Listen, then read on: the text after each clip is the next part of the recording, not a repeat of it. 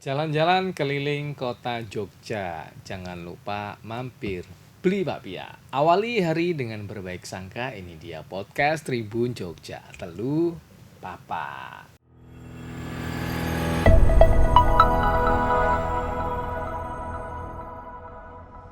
Halo Tribunas, apa kabar? Jumpa lagi dalam podcast Tribun Jogja. Masih bersama saya Yuda Kristiawan dan kali ini kita juga masih bersama owner dari Grow Property atau kerap dilabeli dengan Raja Ruko di Jogja. Ada Ko Fani Suito. Apa kabar Ko? Baik. Ya, semangat ya. Semangat. Oke, apapun yang terjadi kita harus tetap semangat Iya. ya, karena masih ada hari depan. Betul. Kalau pas kuliah, prinsipnya saya masih ada semester depan. Oh, gak lulus no. Lulus. Oke. Nah teman-teman silakan nanti bisa menyaksikan obrolan saya dengan Raja dari Ruko di Jogja, Ko Fani Suito, di kanal YouTube Tribun Jogja Official dan di fans Facebook Tribun Jogja. Nah, today hari ini saya akan mencuri ilmu ya kan, bagaimana kemudian kita berinvestasi di bidang properti sesuai pengalamannya Ko Fani yang sudah teruji, bisa dibilang sudah 2 dekade ya kira-kira ya. Iya. Lebih bahkan ya. Nah, nanti silakan teman-teman juga bisa mengambil hikmahnya atau barangkali mau bergabung untuk belajar investasi di bidang properti. Nah, yang pertama akan mulai dengan banyaknya kasus. Nah, karena di Tribun Jogja itu selalu hampir setiap pekan ada informasi di lapangan masuk investasi bodong. Belakangan ini juga ya kok beli gitu udah dibayar lunas ratusan juta, ternyata itu tanah kas desa. Oh iya. Yang tidak bisa kemudian digunakan Di Jogja lanjut. ini? Iya di Jogja, ribuan bahkan. Nah, ini luar biasa ya. Artinya Iya. ini properti ini barang yang belinya aja untuk kalangan mungkin yang penuh perjuangan ya. Iya. Bertahun-tahun nabung dulu untuk down payment dulu. Nah, ini seperti apa kalau pengalaman Ko Fani di bidang properti untuk mencegah kita membeli properti yang bermasalah. Nah, ini seperti apa? Sebenarnya untuk kita dalam berinvestasi properti, terutama yang tadi Bapak tanyain, Mas Yuda, itu tentang itu yang banyak kasusnya tanah kas desa tuh ya Ya. dipakai. Sebenarnya itu simple banget. Jika kita konsumen itu mau bertanya. Oke. Satu, bertanya bukan sama setiap orang, enggak. Ya. Bertanya sama, biasanya kalau membeli properti itu bertanya sama notaris tentang aspek legalnya. Oke. Tanah tersebut nih statusnya apa, ada SHM, SHGB, Ya. tanah hak milik, ada yang cuman sewa, Ya. ada tanah kas desa, atau mungkin tanah sultan ground, Ya. ada pakualaman ground, Ya. dan macam-macam lah.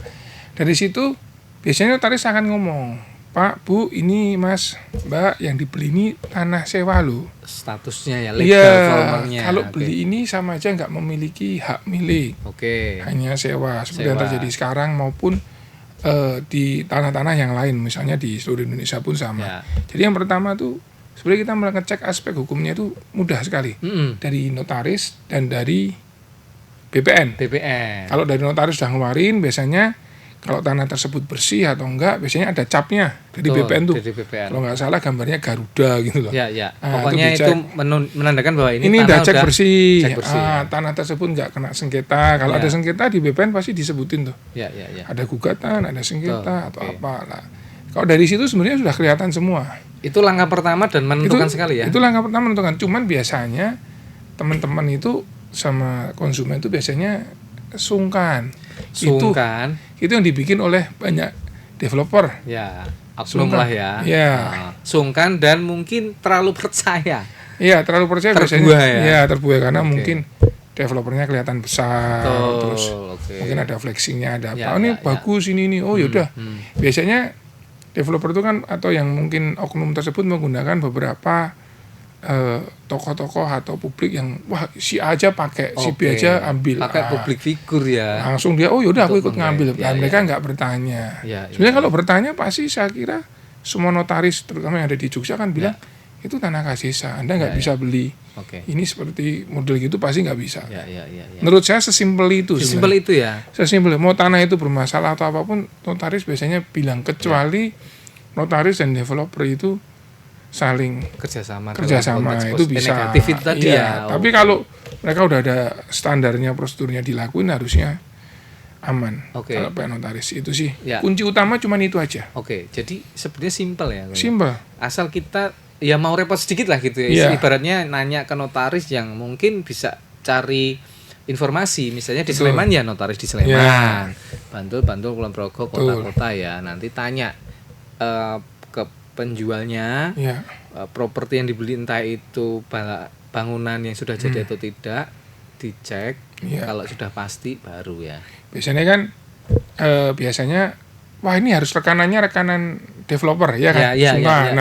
Oh nggak apa-apa, nanti kita jual belinya memakai rekanan Anda. Ini saya mau Bapak udah cek kan, saya minta fotokopinya atau apa, saya cek sendiri aja. Itu akan lebih bagus, kita keluar uang dikit tapi kita sendiri. Oh ternyata notaris kita, rekanan kita sendiri, teman kita, oh ini aman kok, bagus. Ya nanti kita tetap prosesnya di developer. Ya di sini tinggal bayar jasa aja, tapi kan beres. Betul, mencocokkan data tadi ya, supaya legalnya itu aman dulu. Betul. Oke, lanjut. Nah, artinya kemudian setelah itu langkah itu ditempuh, tentu risiko pertama sudah bisa diminimalisir ya. Ya udah 50% lebih, 70%. Nah, bagaimana selanjutnya kok untuk menghindari risiko yang lain? Misalnya nih, posisi tanah itu bersih, ternyata ini masih warisan yang belum dipecah, atau ada risiko-risiko yang menurut pengalaman Kofani seperti apa? Risiko-risiko yang akan muncul ketika kita jual beli properti itu. Kalau dari pengalaman saya, kalau notarisnya melakukan SOP-nya, prosedurnya dia melakukan pengecekan, melakukan nanti apa yang harus dilakukan di BPN maupun pembayaran pajaknya atau apa, seharusnya hal-hal seperti turun waris dan apa sudah terinfo di awal semua. Pak, ini nggak bisa dijual beli karena masih kondisinya sudah hak milik benar misalnya, tapi masih sawah. Nanti kalau mau dibangun nggak bisa, harus pengeringan. Terus ini mungkin mau baru turun waris, jadi nggak bisa karena mungkin bapak atau ibunya ada yang udah meninggal, maka ini turun waris dulu. Baru nanti bisa dijual beli. Lah itu seperti itu notaris pasti sudah menginfo di awal. Kalau notarisnya benar, kita ngomong notarisnya benar semua ya. Artinya jadi nggak ada celah harusnya. Betul. Pernah ada pengalaman di teman gitu, beli status tanahnya itu masih sawah, dan ternyata ketika sudah senang, sudah cocok, dites nggak ada masalah, ternyata miss satu lagi. Ternyata jalur hijau ya. Nah, itu sebelum dari awal makanya ke notaris tanyakan, ini kalau masih sawah, ini kita masuknya zona apa? Ya kan zona ada RT hijau, berapa gitu ya. Mau zona hijau atau zona kuning.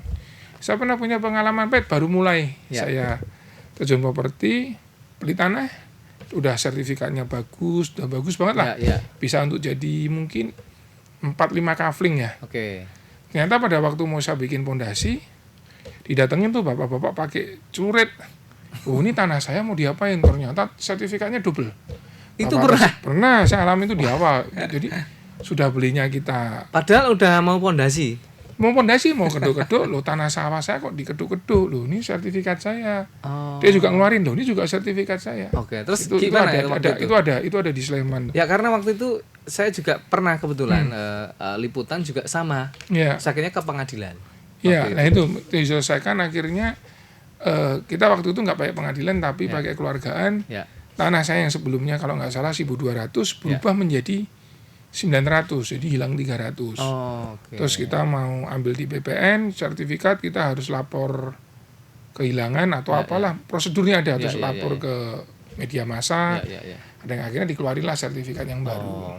Artinya itu masih ada win-win solution ya. Seharusnya ada win-win, kalau mereka mau cari win-win, ada yang ngalah lah, itu masih bisa. Karena ini untuk kebaikan bersama gitu ya. Itu aja udah pakai cara yang benar aja masih bisa salah, apalagi udah nggak bener. Itu loh. Itu tuh tadi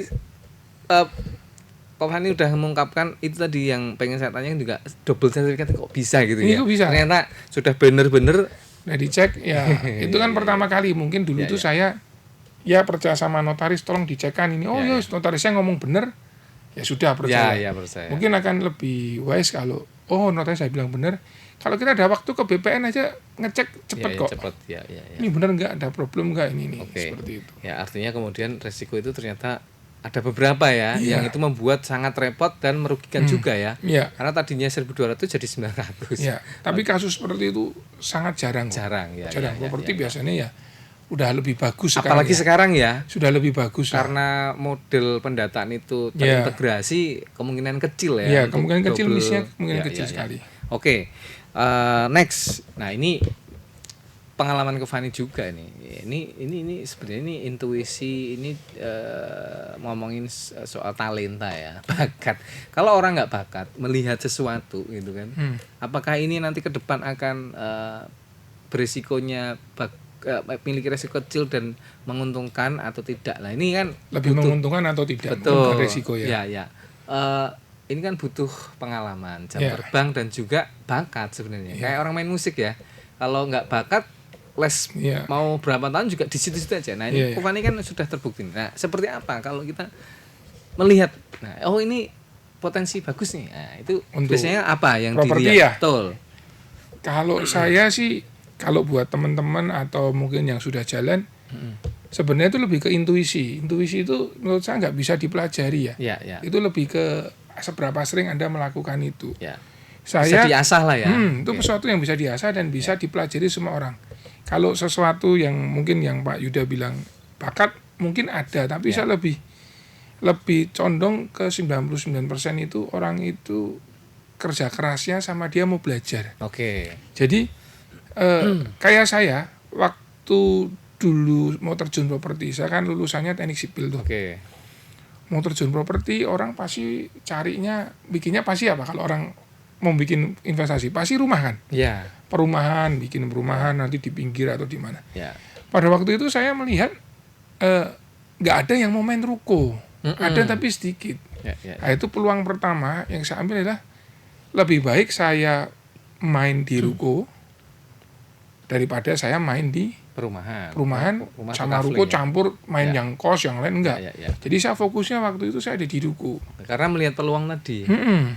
Nah, karena saya sering main di ruko, maka saya kalau melihat tanah ya tempat orang kios kecil atau rumah lama tapi di pinggir jalan, wah ini kalau saya potong jadi sekian.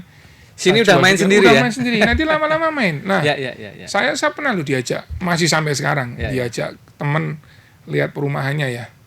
Ini dibawa kemana? Udah jalan besar, masuk jalan kedua, masuk jauh, masih masuk jalan ketiga, terus dikit jalannya geronjal, tanah, aspal lagi. Nah di situ tempatnya, itu habis loh rumahnya.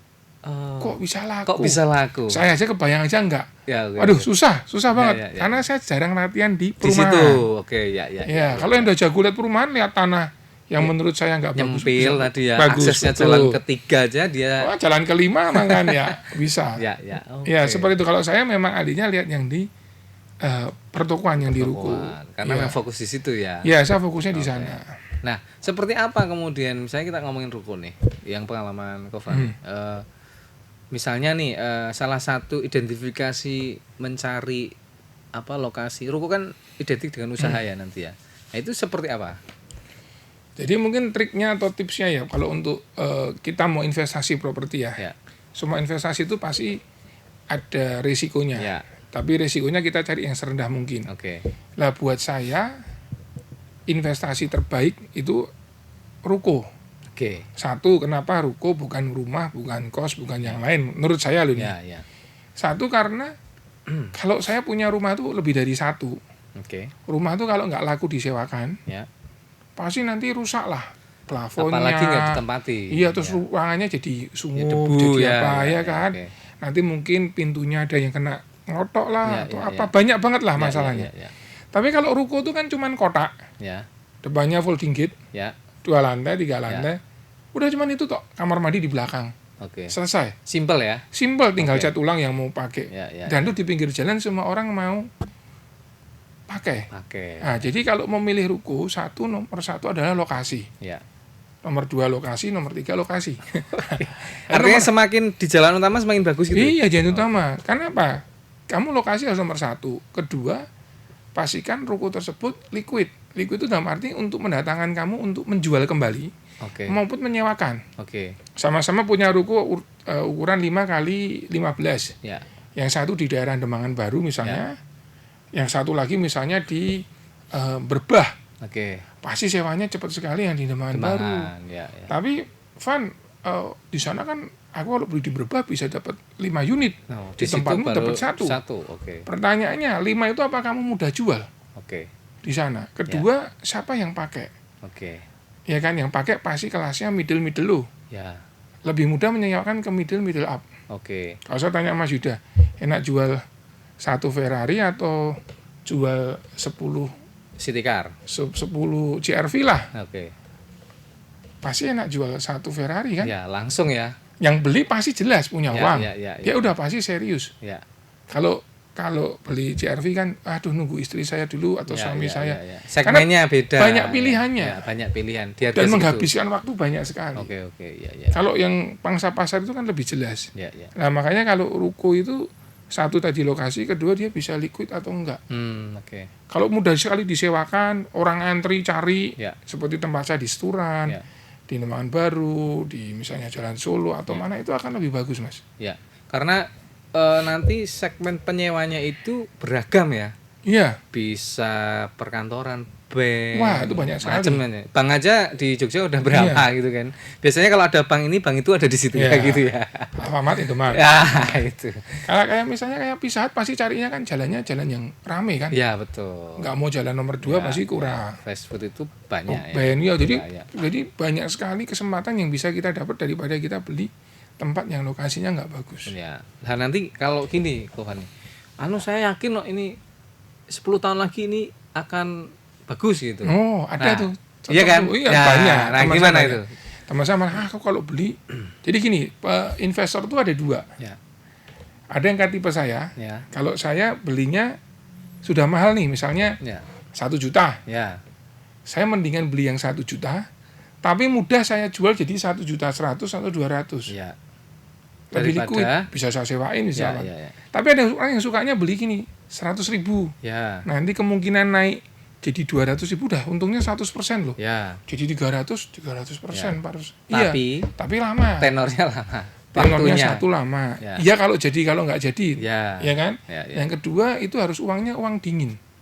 Kalau kita kan uangnya muter ya. Muter. Maksudnya uang dingin itu memang itu ya udah tunggu dulu lah.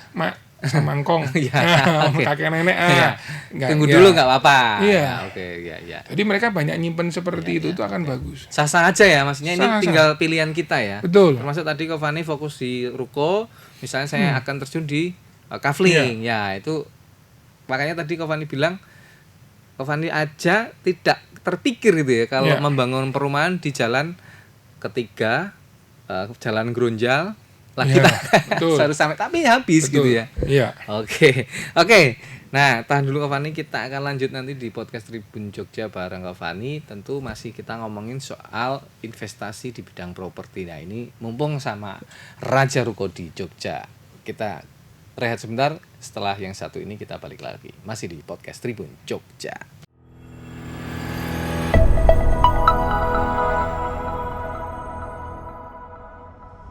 Masih di podcast Tribun Jogja bareng Kofani Suito, Raja Ruko di daerah Istimewa Yogyakarta. Kita akan curi ilmunya di bidang investasi properti. Oke kok, saya ini mungkin mewakili ya teman-teman seangkatan saya yang pengen memulai bisnis properti. Ya telat nggak telat sih, tapi banyak juga nggak telat ya. Ada juga bahkan yang baru lulus kuliah itu sudah main ya karena ada rezeki dan dia memang ada kemauan keras. Nah, tipsnya untuk pemula itu seperti apa? Nah, kan tadi ada beberapa tipe ya. Iya. Yang investasi di bidang properti ya. Tipsnya untuk pemula. Mas Yuda, aku kasih latar belakang dikit ya. Kenapa buat pemula saya rekomendasi investasi properti? Ya. karena menurut saya waktu masih muda, Ya. masih umur 20 berapa ya, 26 lah. Itu berarti habis fresh graduate ya? Habis Habis dulu. itu masih kerja, masih aktif. Oke. Jadi waktu itu saya menyadari bahwa properti itu harus dilakukan karena dia salah satu instrumen yang bisa menghasilkan passive income terbaik menurut saya. Oke. Itu harus dipahami Ya, dulu. ya. Ya. Jadi dia bisa menghasilkan passive income di mana kita tidak perlu memerlukan kerja keras yang tinggi atau nggak perlu kerja lah. Ya. Uang itu datang. Oke. Dari mana? Ya dari disewakan. Oke. Jadi cash flow-nya kita bisa masuk. Nah, untuk investasi properti ada macam-macam, bisa ruko, Ya. bisa rumah, bisa tanah. Ya. Tapi kalau menurut saya kan nggak mungkin punya waktu awal-awal punya tanah besar Ya, atau oke. rumah. Menurut saya rumah itu yang tadi saya bilang Mas, rumah kalau saya sih menurut saya rumah satu aja cukup. Ya. Karena nyewain rumah itu lebih susah daripada nyewain ruko. Oke. Jadi yang diperbanyak ruko. Oke. Nah, seperti itu. Nah, kalau kita mau investasi ruko untuk pemula, kalau misalnya memang misalnya anak sultan gitu kan, Ya. kalau beli tinggal beli Mas. Tapi Ya, kan merem ya. pertanyaannya kan, Pak, saya nggak punya uang nih. Nggak punya uang aja masih dibagi beberapa kan. Ya. Caranya gimana? Kalau saya sih bisa kredit bank ya. Ya. Nah, uniknya properti itu gini kerennya, dibandingkan investasi yang lain. Misalnya saya sebagai penyiar Tribun nih, Mas Oke. Yuda. Wah, punya penghasilan sekian juta rupiah. Ya. Anda datang ke bank, Ya. saya mau kredit nih. Berapa Pak Yuda? Ya 3 miliar. Untuk apa Pak? Saya mampu bayar loh dari hasil saya podcast kerja, misalnya, ya. kerja kan, aktif Oke. itu kan. Mau untuk apa Pak? Mau untuk beli sahamnya BCA. Kira-kira dikasih nggak Pak Kasih dong. kreditnya Kasih. untuk beli saham? Nggak akan dikasih dong. Nggak ada emang. Nggak- Nggak dikasih malah. Nggak ya? dikasih. Karena untuk beli saham. Karena untuk beli saham nggak Oke. mungkin. Terus pegangannya banknya apa Pak? Waktu ngasih kredit dia masa megangi saham BCA. Oh, iya, Nah, kalau iya, iya. turun Ya. Nggak Sorry. mau, Ya. ya kan? Berarti ini maksudnya berisiko ya. berisiko buat Ya, bank ya, nggak ya, mungkin. ya, ya. Padahal ngomong sama bank ini BCA bakalan naik, pasti naik bagus, Ya, tapi ya, bank nggak akan bisa, nggak ada yang mau. Ya. Nah, salah satu yang banyak, saya mau utang bank untuk beli obligasi juga nggak Oke. bisa. Artinya ini tidak hanya saham itu aja ya, maksudnya Ya, semua bank ya. kita ngomongin instrumen loh, bukan Ya. buat kerja loh Pak. Ya. Mau beli instrumen Ya, maksudnya, investasi. Tadi sahamnya bukan hanya satu bank itu maksudnya. Iya. Semua gitu. Semua mau sama, Ya, apapun sama. semua bank gitu maksudnya. Tapi kalau untuk beli properti itu, Ya. untuk apa Pak beli itu? Mau saya sewakan, saya buat kerja istri saya Ya. atau apa? Nah itu bakalan dikasih Mas. Ya. Jadi satu-satunya instrumen yang Anda bisa beli tanpa menggunakan uang Anda itu cuma properti. Kita Bisa pinjam kaya uang. tanpa uang kita. Oke, itu butuh teknik tadi ya. Nah, iya untuk kemudian mengolah uang itu ya. Betul. Oke. Kalau kita beli emas Ya, gelondongan 1 kilo, berarti kan Anda harus ambil uang Anda di bank beli, betul. ditukari emas, Ya. yang nanti bisa naik lagi. Ya. Tapi kalau Anda properti ini kita omongin secara garis besar, Ya. beli 1 M, beli emas 1 miliar, pakai aja uang bank. Ya. Walaupun Anda punya uang, nggak usah dipakai. Ya. Anda investasikan yang lain lagi. Bayar banknya bisa dengan uang sewa yang Betul, beli. sebagian. Ya, Kalau semua bisa ya hebat Ya, sekali. ya. Sebagian pakai penghasilan yang tadi utama kita, misalnya penyiar Tribun atau kerja apa. Jadi seperti gini, Anda beli ruko pakai kartu kredit BCA cicilan bunga 0%. Oke. Bunganya yang bayar yang sewa, Ya. pokoknya Anda bayar. Oke. Dengan kemampuan masing-masing tadi. Betul. Ya? Itu Oke. enak sekali. Ya. Di tempat lain nggak bisa. Oke. Makanya untuk menjadi lebih makmur, Ya. lebih kaya ya main Ya. properti itu. Makanya saya anjurin ke anak muda atau misalnya teman-teman yang mau mulai ini, ya mulailah dengan beli properti seperti itu. Ya. Kalau nggak bisa dengan modal sendiri, pakailah Sewa bank. kredit tadi. bank. Ya. Nah, pertanyaan lebih lanjut, beberapa pasti sudah belajar sama Kofani. Nah, Ya. kira-kira yang teman atau kolega itu seperti apa sekarang? Sudah merasakankah itu? Ya, kalau saya melihat ada yang bisa, ada yang enggak ya. Ya, Makanya kan kalau kita share ilmu kan kita share tinggal masing-masing individu bisa melakukan atau tidak. rumusnya sama aja, hasilnya beda. Iya. Betul ya. Masak nasi goreng aja rasanya beda semua. Betul, ya. Ya. Oke, itu ya. Berarti Iya. ini untuk tips untuk pemula dan bisa semua kalangan ya ini ya. Bisa, mainlah properti ya. Ya karyawan, dosen, seniman bahkan yang punya penghasilan kan kita nggak tahu ya, mereka punya passive income yang Betul. banyak yang itu bisa. Tinggal kita bagaimana meyakinkan ke pihak bank bahwa Iya. penghasilan kita itu bisa jadi jaminan untuk membeli properti. Nah, nanti Yang- propertinya itu diagunkan ke bank gitu Betul kan. ya, tapi tidak sesimpel itu, tapi Ya, garis besarnya kira-kiranya. seperti itu. Oke. Kalau pertanyaan yang paling susah dijawab adalah Ya. kalau orang tanya, loh saya nggak punya uangnya cuma 50 juta, masuk suruh beli properti. Ya, ya, ya. Nah kalau itu mungkin yang bisa menjembatani besok GoPro nggak?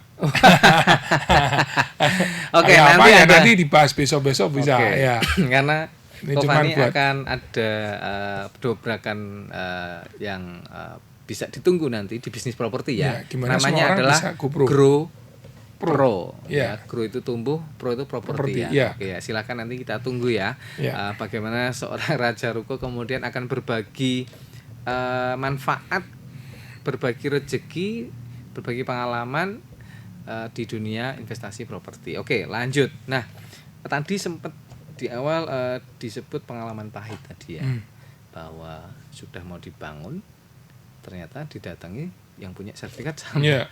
Ada pengalaman lain dan kira-kira seperti apa penyelesaiannya supaya ke depan tidak mengalami hal yang sama. Tentu kan setiap transaksi properti itu ada beberapa masalah yang muncul gitu. Nah, pengalaman Kofani gimana? Saya kasih pengalaman pahit dan yang terpahit ya mas. Oke. Tapi Tadi belum pahit banget ya? oh itu masih normal. Oke. Itu kan jelas masalah. Ya, ya, ya. Yang paling mengerikan itu ada masalah tapi nggak kerasa masalah mas. Wah, ya. Gampangannya dia sakit parah tapi nggak sadar. Nggak Apa mas? kerasa. Apa itu? Beli properti Ya, pakai uang cash, ya. terus propertinya nggak diapa-apain. Oke.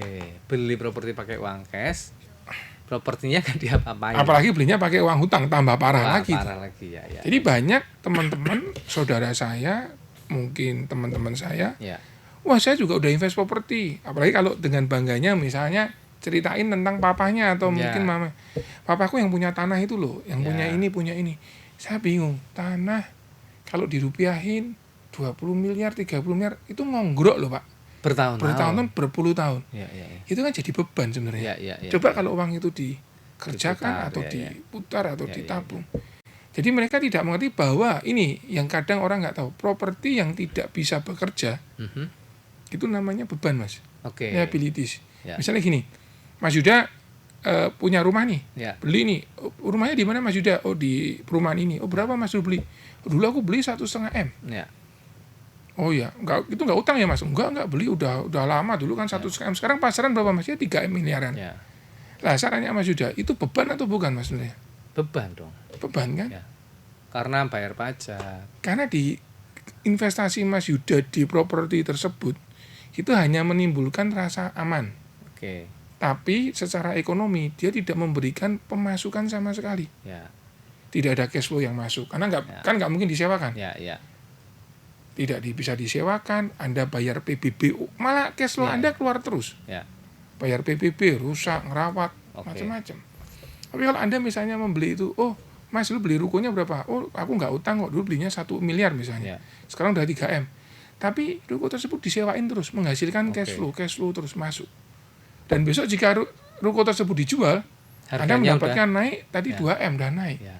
Anda dapatnya double. Oke. Nah kadang penyakit yang paling mengerikan itu adalah kita punya beban banyak, tapi nggak kerasa punya beban karena hidup kita nyaman, uangnya banyak. Itu dia. Itu dia yang saya juga ngalami. Iya. Jadi mikir ya. Iya. Kira-kira ada aset saya yang ngongrok kayak gitu ya. Iya. Maksudnya misalnya nih motor Iya. atau kendaraan yang mungkin cukup butuh satu tapi ada 2, ada 3 Iya. yang mungkin Misalnya bisa pakai Vario lebih enak nyaman, pakainya X-Max. Oke. Anda berarti mungkin punya beban 30 juta lebih mahal kan? Oke, Oh, misalnya sama-sama kan? Ya, ya, ya. Dan dua-duanya nggak menghasilkan uang, ya. malah mengeluarkan uang. Apalagi ini di bidang properti itu tadi ya. Berarti gemes banget ya misalnya cerita tanah ini nilainya Saya juga puluhan. ngalamin mas. Oh, ngalamin. Saya juga punya tanah gede nih. Iya, iya. Udah kalau dihitung udah mahal, Iya, iya. nggak bisa dijual, nggak bisa dibangun karena nggak punya uang untuk bangun. Oh. Lagi kita udah beli tanah, Iya, iya, iya. bagus ya, Ya, misalnya beli murah nih berapa Ya, ya, tahun, ya, berapa tahun yang lalu. Ya, ya. Membangun kan juga pakai uang mas. Betul. Uang nanti ngutang lagi, kena bunga lagi. Ya, Kalau ya, enggak, uang gede gitu masa mau bikin hotel, Ya, sayang. Ya. Oke. Iya kalau hotelnya jalan, kalau pandemi lagi bebannya double lagi kita. Ya, resiko yang tidak di luar kendali ya itu ya. Itu memang kalau udah resiko di luar kendali ya kita tidak bisa ngapa-ngapain lagi. Makanya saya sering, kalau dari semua properti yang saya invest paling suka itu ruko. Oke. Karena kecil Mas. Ya. Anda mendingan punya ruko 10 daripada tanah gede di tengah jalan yang bagus. Ya. Anda punya 10 di tanah yang jalan yang bagus, Anda sewa-sewain gampang. Ya. Karena memang kebutuhan untuk perkantoran dan sebagainya, usaha itu semakin bagus ya. Di Jogja itu kota pariwisata, kota pelajar Mas, semua butuh coffee shop. Ya, sewa banyak, yang butuh banyak. Betul. Jogja makanya investasi di Jogja deh. Oke. Itu ya. Itu pengalaman Giovanni. Oke, kita tahan. Kita rehat lagi. Nanti setelah ini kita akan lanjutin ngobrolin investasi properti bareng Giovanni, Raja Ruko di Jogja. Tetap di podcast Tribun Jogja.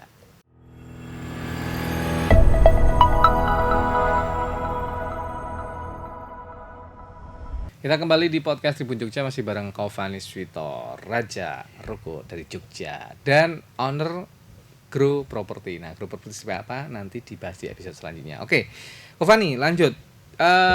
Jogja, kita ngomongin Jogja sebagai salah satu kota pelajar wisata ya, yang setiap tahun itu perputaran uang di Jogja luar biasa, khususnya dari wisata dan pariwisata dan pendidikan ya, karena ratusan ribu pelajar dan mahasiswa tiap tahun datang ke Jogja. Betul. Nah, ini kan perputarannya luar biasa.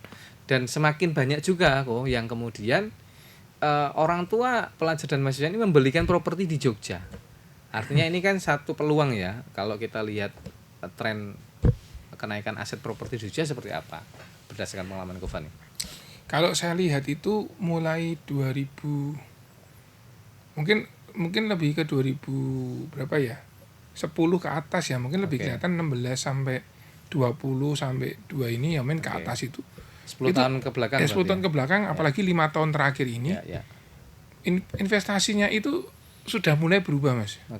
Jadi banyak investor tuh yang beli properti terutama di Jogja, karena Jogja itu kota pelajar, terus kota pensiunan. Betul, orang pengen pensiun di sini. Iya, gitu. Semua apa murah kan di sini, terus kota pariwisata.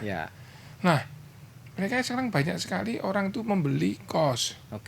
Kenapa? Mahasiswanya sebanyak itu Mas, kalau nggak salah hampir 350.000 ya. Pelajar sama mahasiswa. Belum pekerjanya. Jadi lumbungnya kos ini besar sekali. Otomatis pelajar mahasiswa 350.000, mereka butuh makan, tempat tinggal. Nah, ini ya. Butuh tempat untuk nongkrong. Betul. Ruko pakai untuk coffee shop.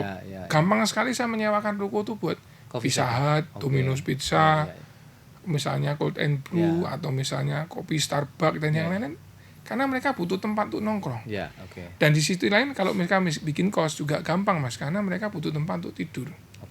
Nah, itulah yang menjadi daya tarik Jogja. Kenapa harganya naik terus sama orang suka berinvestasi di Jogja.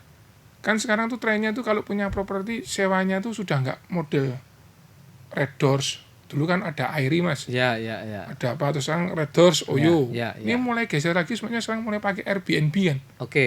Geser ke situ itu, ya. Punya rumah yang dulu nganggur, punya 2 yang 1 nganggur rusak terus, sekarang masukin Airbnb. Laku ya disewain. Jadi cash flow buat. Kenapa itu di Jogja bagus karena seperti itu. Nah, kalau boleh dikasih gambaran nih, kenaikan biar jadi pemikat ya. Kenaikan per tahun itu rata-rata berapa? Wah, tuh.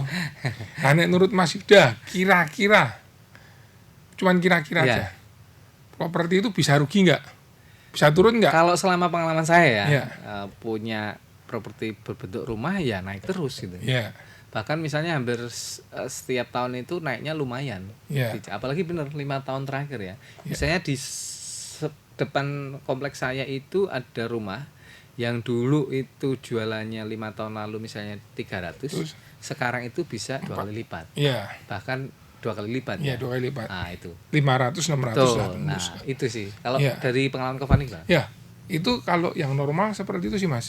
Itu yang biasa terjadi, memang properti itu cenderung tidak bisa mengalami rugi Mas. Kalau minimal stuck lah. Kecuali case tertentu ya. Ya, case tertentu. yang Mereka ada. biasanya yang jual rugi di Jogja itu misalnya kok malah rugi ya. Itu pasti waktu BU, Mas. Ya butuh uang.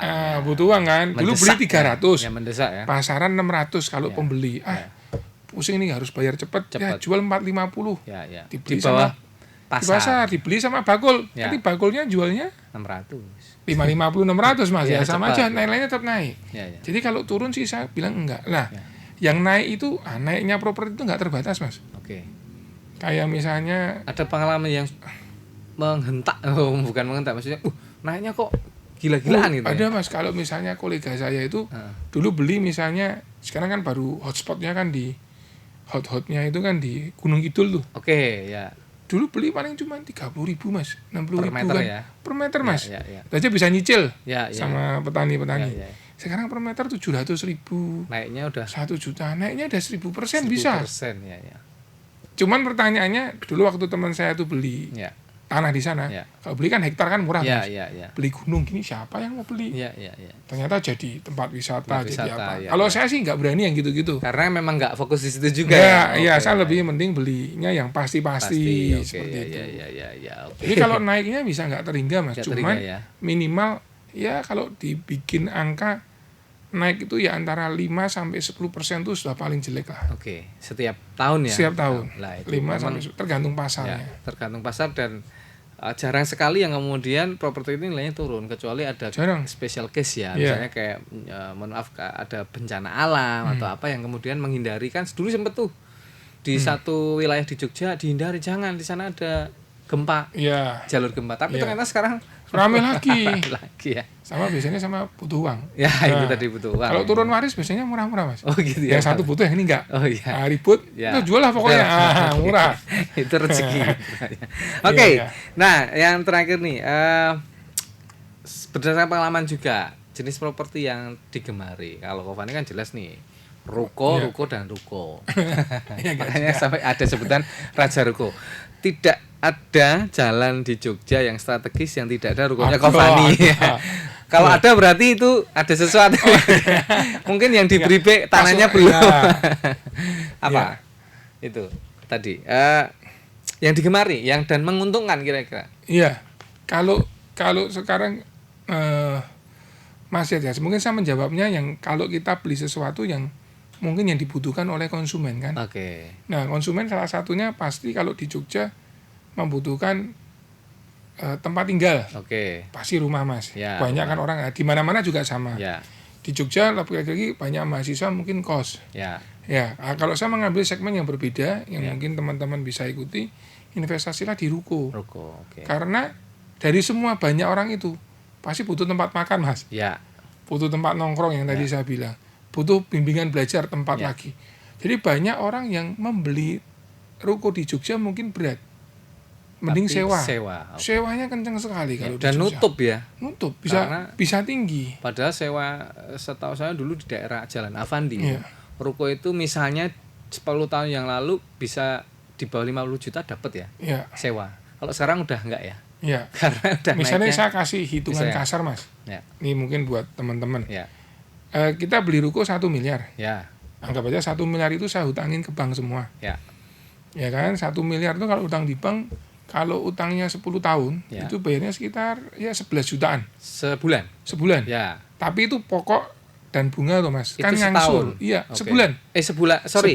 Utangnya Tenornya 1 setahun. Enggak, 1 M, 1 M. tenornya 10 tahun. Oh, 10 tahun. Nah, Per per bulannya bulannya itu 11 sekitar juta. 11 juta. Oke, 11 plus minus lah ya. Itu udah bunga ya. Itu pokok sama bunga loh. Ya, oke. Nah, itu mungkin bunganya mungkin sekitar Berapa itu? Di angka ya berapa? angka 6 sampai 7 juta. Oke. Nanti kan menurun terus Mas. Ya. Iya kan? Pokoknya 4. Mengikuti 4 bunga juta. berjalan ya, Iya toh, berarti ya. tambah turun. Pokoknya tambah tinggi, nanti bunganya turun-turun sampai ini. Ya. Nah, sekarang kalau uang 1 miliar Anda jadiin ruko, Ya. Anda mendapatkan sewa bisa sampai 50 juta per tahun. Per tahun. Oke. Benar kan Mas? Ya. 50 dibagi 12 Mas. 50 dibagi 12 berarti sekitar 5 juta. 5 juta. Nggak Nggak nyampe sampai. ya. 4 juta sekian. Nah, ya. 4 juta sekian kalau Anda bisa mendapatkan bank dengan bunga awal yang murah. Ya. Biasanya kan ada. Ya. Itu saya ngitungnya pakai bunga normal Mas, 8-9%. Ya, ya. Bukan Pokoknya ada yang normal 6%. aja Iya, ya. kalau Anda bisa dapat bunga murah. biaya bunga itu hampir sama dengan biaya sewa. Ya, oke. Jadi sewanya, Ya, ini saya kalau sewain, ya. sama bayar bunganya itu sama Mas, Sama. hampir sama lah. Ya. Nah, tinggal ada lagi pokoknya. Ya. Nah, ini pokoknya Anda cicil pakai usaha Anda. Jadi sebenarnya Anda itu membeli properti dengan Diewangi bank ya. diwangi bank pakai uangnya orang yang nabung di bank. Oke. Tapi kekayaan Anda waktu Anda kredit, neraca Anda mempunyai aset 1 miliar Mas sudah. Ya. Utuh, bahkan nanti mau dijual berkali lagi lipat. 3 tahun bisa untuk lunasi Ya, uangnya ya. balik. Oke. Coba kalau itu dimultiplikasikan besar kan dapatnya banyak. Saya habis ini saya pengen nyuri ilmu lagi nih. Oke, Ya. menarik ini. Ya, Oke, ya itu. ilmunya cukup itu aja. Ya. Bisa lagi. Itu dulu ya. Dan nanti tunggu gebrakan Kaufani sebagai Raja Ruko di Jogja dengan produk investasi namanya Grow Pro ya. Iya. Ya. Tempo hari juga sudah kita bahas sedikit nanti seperti apa, dan saya kemarin cecar Kaufani dengan pertanyaan kalau ini legalnya gimana gitu ya. Ini jawab semua dengan gamblang ya. Semoga nanti niat ada sesi baiknya Kaufani bisa kita lanjutkan di sesi berikutnya ya Kaufani. Terima kasih sekali lagi. Iya, terima kasih Mas. Dan selamat beraktivitas kembali. Tentu motivasi Kaufani saya apresiasi karena mau share ilmu ya, pengalaman berharga khususnya untuk generasi muda ya, yang kemudian masih maju mundur mau investasi, ada duit tapi mentalnya kan mungkin belum siap ya. Nah, ini yang butuh sosok-sosok seperti Kaufani. Dan itu tadi teman-teman podcast Tribun Jogja bareng Kaufani, Raja Ruko dari Yogyakarta. Kita jumpa lagi di Tribun Jogja podcast edisi selanjutnya. Saya Yudha Kristiawan undur diri. Selamat siang. Kita jumpa dengan ilmu-ilmu yang lain dari Kaufani nanti. Terima kasih Kaufani. Sampai jumpa. Selamat beraktivitas kembali. Tos dulu. Terima kasih.